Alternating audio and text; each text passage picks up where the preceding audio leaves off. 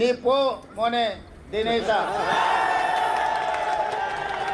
നീ പോ മോനെ വിജയൻ, നീ പോ മോനെ Vijayan, your time is over.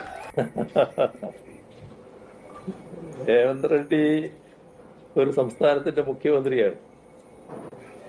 മുഖ്യമന്ത്രി സ്ഥാനത്തിരിക്കുന്ന ഒരാള് സാധാരണഗതിയിൽ കാണിക്കേണ്ട ചില രീതികൾ, നമ്മള് മര്യാദകൾ എന്നൊക്കെ പറയല്ലോ, അതൊക്കെ ഉണ്ട്.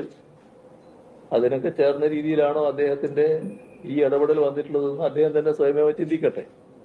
ഏതായാലും അദ്ദേഹം പരസ്യമായിട്ട് ഉന്നയിച്ച സാഹചര്യത്തിൽ ഞാൻ പരസ്യമായി തന്നെ മറുപടി പറയാൻ പോകുന്നുണ്ട്, ആ മറുപടി കൊടുക്കുന്നുണ്ട്. ഇപ്പൊ ഞാനത് വിശദമായിട്ട് പറയുന്നില്ല, അത് പറഞ്ഞാൽ കുറെ വിശദമായിട്ട് പോകണമെന്നുള്ളതുകൊണ്ട് അതിലേക്ക് ഞാൻ കടക്കുന്നില്ല.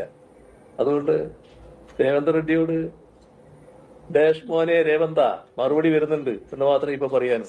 പിണറായി വിജയന്റെ ഉറ്റ ചങ്ങാതി എന്ന് വിശേഷിപ്പിക്കുന്ന മലയാളത്തിന്റെ മഹാനടൻ മോഹൻലാല് മലയാള സിനിമയിൽ നീ പോ മോനെ ദിനേശ എന്ന പദം പ്രയോഗിച്ചപ്പോൾ ആ പദം വളരെ സംസ്കാര സമ്പന്നമായൊരു പദമായിട്ടാണ് മലയാളി നെഞ്ചിലേറ്റിയത്.